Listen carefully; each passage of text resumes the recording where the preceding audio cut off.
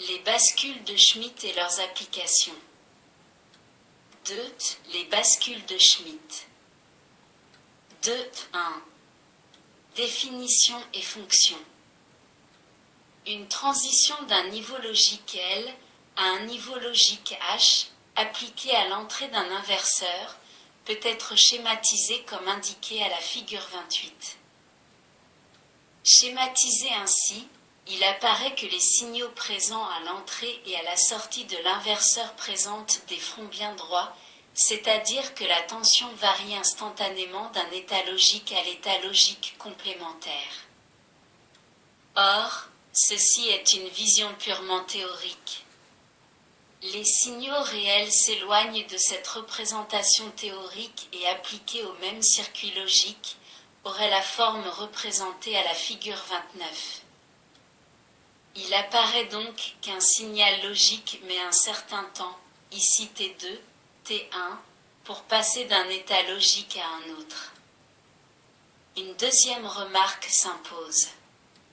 Si l'on se réfère à la figure 30A, il apparaît que la tension présente des variations dues au parasite ou au bruit.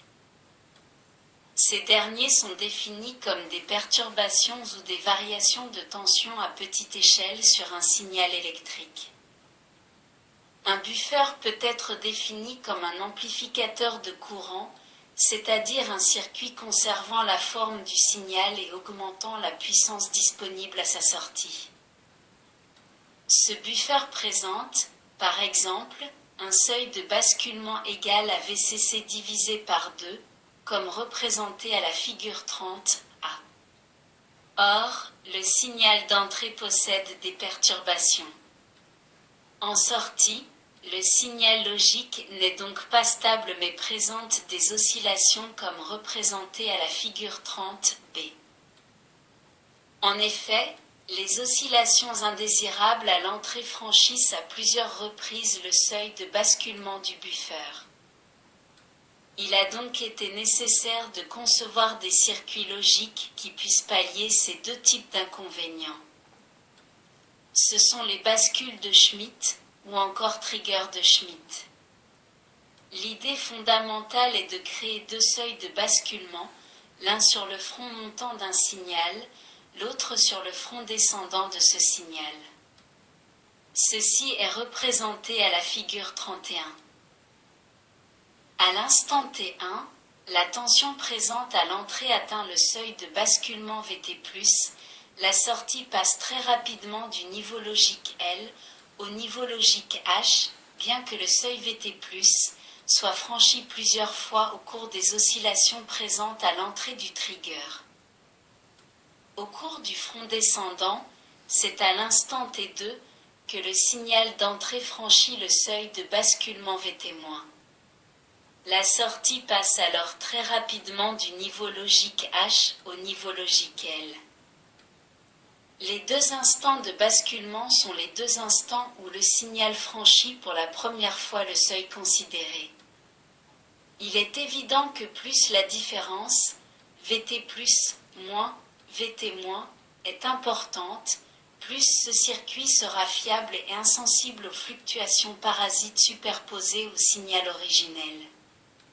Cet écart de tension entre les deux seuils est appelé hystérésis. C'est une caractéristique propre à un trigger de Schmitt. Le cycle d'hystérésis est représenté à la figure 32. Les flèches sur ce schéma indiquent le sens de parcours des tensions à l'entrée et à la sortie du trigger. Il apparaît clairement que la sortie passe du niveau L au niveau H dès que le seuil Vt+, est franchi à l'entrée de la bascule, flèche bleue. De même, il faut que la tension d'entrée descende à Vt- pour que la sortie passe du niveau H au niveau L, flèche rouge. La différence, Vt+, moins, Vt-, constitue également la marge de bruit, qui est l'écart de tension qu'un signal peut avoir sans entraîner d'incident particulier sur le fonctionnement d'un circuit. La figure 33 présente l'allure d'un signal présent à l'entrée d'une bascule de Schmitt. À un moment donné, l'entrée a franchi le seuil VT+, la sortie est donc au niveau H. On aperçoit les perturbations du signal d'entrée, mais ce signal n'atteint jamais le seuil VT-, donc l'entrée est considérée en permanence à l'état H. Le symbole suivant indique qu'un circuit logique possède un cycle d'hystérésis. Des exemples sont donnés à la figure 34. 2. Réalisation pratique des triggers de Schmitt. 2. 1. Trigger de base. Dans le trigger de la figure 35, deux résistances R1 et R2 sont associées à un buffer. Les deux résistances sont montées en pont diviseur de tension. L'entrée du buffer a une résistance très élevée, de l'ordre de quelques dizaines de mégaohms en technologie CMOS. L'effet de ce buffer sera donc négligé sur le pont diviseur de tension. Pour cela, R1 et R2 auront des valeurs assez grandes. Par exemple, R1 égale 22 kΩ et R2 égale 100 kΩ. Dans ce cas, nous avons la relation 1 suivante. Appliquons à l'entrée E le signal indiqué à la figure 36. Au départ, V1 égale V égale 0 V. Au fur et à mesure que V1 augmente, la tension d'entrée du buffer VO augmente aussi et VU reste nul. En effet, il faut que VO atteigne VCC divisé par 2 pour que la sortie S bascule au niveau H. La tension V1 nécessaire au basculement du buffer est la tension de seuil supérieur VT+. À partir de la relation 1 précédente, exprimons cette tension V1 de basculement. Juste avant le basculement, la tension VO est donc égale à VCC divisé par 2 et la tension de sortie VU est encore nulle. Remplaçons VO et VU par leur valeur dans l'équation 1. La tension V1 de basculement que l'on appelle VT+, est donc donnée par la relation 2. Si l'on remplace dans le cas présent R1 et R2 par leur valeur et sachant que la tension d'alimentation est de 5 volts, on obtient une tension de basculement 2. Ceci est donc la valeur du seuil supérieur. Tant que la tension V1 restera supérieure à la tension de seuil inférieur VT-, la sortie S restera au niveau H, donc à la tension VCC. Quand la tension d'entrée V1 redescend, le buffer bascule au niveau L pour VO égale VCC divisé par 2. Calculons donc VT- à l'aide de l'équation 1 en remplaçant VO par VCC divisé par 2 et VU par VCC. D'où on obtient la relation 3. Remplaçons R1, R2 et VCC par leur valeur numérique. Le seuil inférieur est donc de 1,95 V. L'hystérésis vaut VT+, moins, VT-, égale 3,05 moins 1,95 égale 1,1 V. Il serait par ailleurs possible d'augmenter la valeur de l'hystérésis en prenant une valeur pour R1 supérieure à 22 kΩ. 2. Trigger réalisé avec des portenants. Ici, nous n'utilisons pas de résistance. Ce trigger est représenté à la figure 37. Il comprend 3 portenants à 3 entrées réalisées en technologie CMOS. Le fonctionnement de ce trigger utilise la propriété suivante, La tension du seuil de basculement est fonction du nombre d'entrées reliées ensemble sur lesquelles est appliqué le signal de commande. Ce seuil sera d'autant plus élevé qu'il y aura d'entrées reliées ensemble. À l'état de repos, l'entrée E et la sortie S sont au niveau logique L. Quand la tension à l'entrée augmente et atteint Vt+, la porte 1 commute, l'entrée 7 passe au niveau L et la sortie S au niveau H. Quand la tension à l'entrée E redescend et franchit le seuil Vt-, la porte 3 commute et sa sortie passe au niveau H. La sortie S commute également et repasse au niveau L. Donc ce montage est bien un trigger possédant deux seuils de basculement Vt+, et Vt-.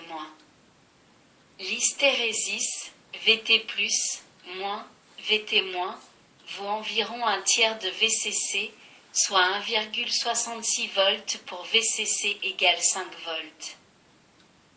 Si l'on veut réduire l'hystérésis à 1/6 de VCC, il faut réunir seulement deux entrées de la porte 1. Ceci est indiqué à la figure 38. Ainsi, le seuil Vt+ est diminué.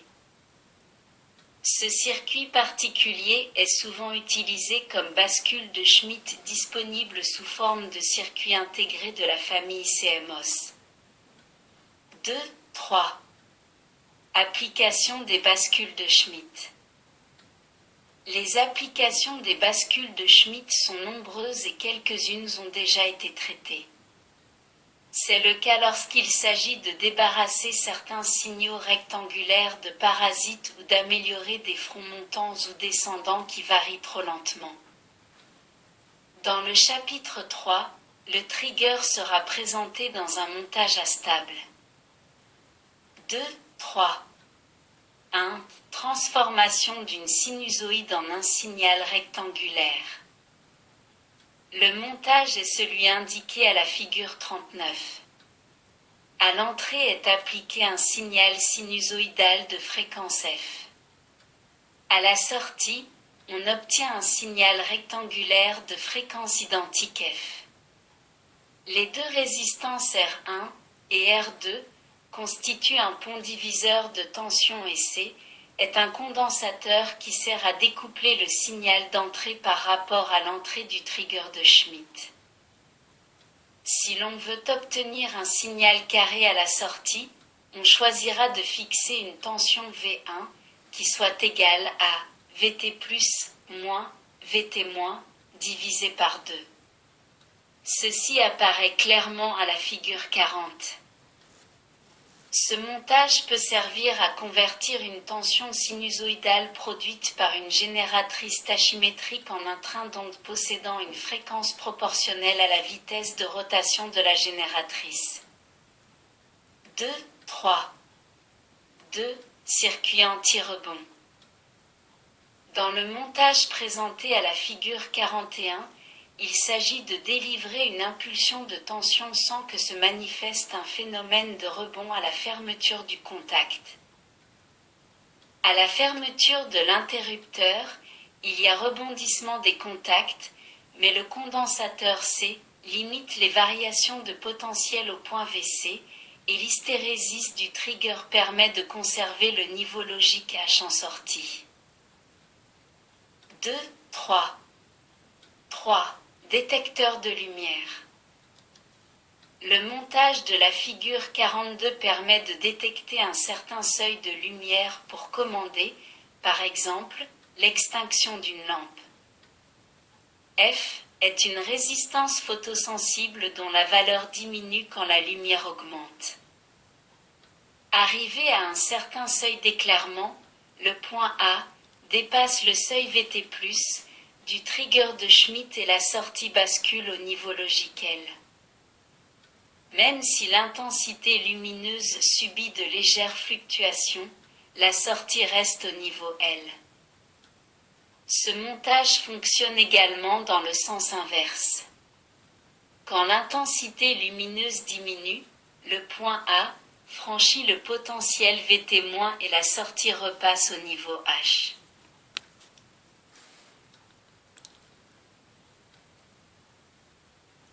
Merci de votre écoute. À bientôt.